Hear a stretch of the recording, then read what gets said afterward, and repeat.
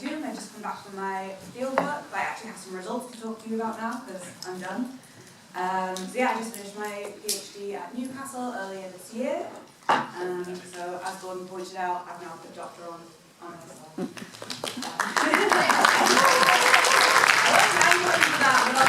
So I'll start out with a bit of background. So Brunei Darussalam is a small country in Southeast Asia on the island of Borneo, which is circled in red up there, which is the third largest island in the world. And Brunei is this small little country right up top here, very tiny. And Borneo has very high biodiversity. It's located in the Sunderland biodiversity hotspot and also very high endemism. So many species that are found in Borneo are only found there in the entire world. Borneo has also experienced rapid deforestation, losing roughly 30% of its forest cover between 1970 and 2010 because of expanding agricultural frontiers, because of oil palm, and because of logging. But by contrast, Brunei has largely held on to its forests. It has a lot of intact rainforests, losing only about 8% in the same period. Brunei is also the site of some recent infrastructure expansion. So globally, 25 million kilometres of new roads are predicted to be constructed by 2050. And this includes the Belt and Road Initiative, which is a big infrastructure project which spans over 60 countries. And a recent project that's part of this is the SOAS Bridge, which is here on the left, which connects the two bits of Brunei up, where previously you'd have to either take a boat or go through Malaysian Borneo. So infrastructure expansion can have many negative impacts on biodiversity. It can create habitat loss and fragmentation, increase pollution from like car exhaust fumes, things like that. The direct impact of roadkill, and also can create increased risk of forest fires, and also create increased access for extractive behaviours like logging and hunting. So the central question of my thesis was, how will infrastructure expansion impact Brunei's mammal communities?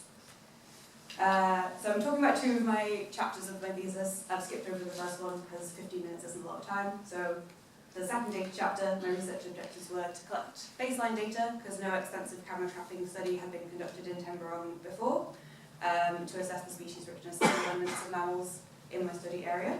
And then to use this data to assess the impact of infrastructure pressure on mammal biodiversity in Temburong, so looking at abundance, diversity and occupancy, along gradients with distance to road and distance to SOAS Bridge, and then also comparing areas that are very inaccessible by road to like areas closer to roads and seeing if there's difference there. So I went out to do field work. I'm going to brush over this. It was great, as you can see. It was really fun and exciting, but I did my previous talk on this, which is available on YouTube, so you can go and watch that instead.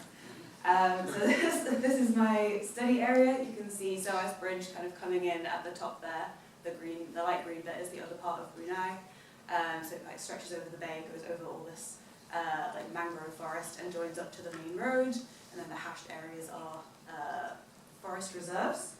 So then me and my team deployed 70 camera traps across the region in areas of high infrastructure, medium infrastructure, and low infrastructure pressure. And this is some of the images that we got. So this is just a small selection, but we've got the clouded leopard, the tufted ground squirrel, the great argus, sunder pangolin, I think that's a banded civet, yeah, and the sun bear. So what I did was turn these very cool, compelling images of charismatic mammals and make them into this like slightly less interesting looking data set. So this is just down here is each station, each camera trap site, and then across you have each species and then how many times it was identified at that site. So then this is the baseline mammal data. We've got 28 medium to large mammal species detected across the entire district. And then as you can see, some of them were a lot more abundant than others. So like the top one that we got loads of was the pigtailed macaque. And then you've got some at the top which you only got one record of, so the clouded leopard, the sun bear, and a couple of other things. So we've got like quite a wide range of rarity.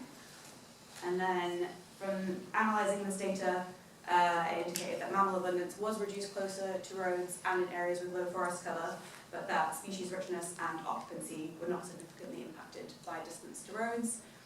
This is the results of the occupancy analysis on the left, and you can see there's trends that it increases with distance to forest edge and distance to roads and percentage forest cover.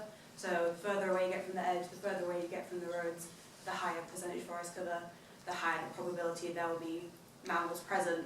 But you can see the big shaded area, that's the confidence intervals. So they're really big, so you can't be super confident in this trend. And then yeah, comparing the baseline habitat to the areas closer to roads, again it's a similar trend of abundance is higher when you're like in the baseline habitat, but there's no real difference in species richness. So you don't expect there to be more species further away from roads. So the conclusions of this chapter, you could say that like there's a relatively low impact of infrastructure on tropical forest mammals and timber, but I think there were several limitations of my study. So with camera traps, you generally want there to be as many camera traps and out as long as possible. So that was a limitation of how long I could be out there. And then the maximum distance from roads as well. It would have been great to be able to get further into the forest than we could, but we're having difficulties with the terrain. So if I went back again, those are things that I would want to improve. So then on to my next chapter, which was a scenario modelling case study. So I got some information from the Ministry of Development in Brunei about planned road construction projects in the area. And I chose one of those to look at. So you can see on the map, I've superimposed where they're planning to build this new road. And then I combined that with the models that I made in the previous chapter to predict the impacts that this would likely have on mammal biodiversity. So how might any road change the mammal occupancy? And so I did some long, complicated analyses to create these beautiful maps. So on the left is what the current landscape is predicted to look like. So you've got this area of very high species richness in the middle, far away from all the roads and the towns, with high forest cover and like few forest edges.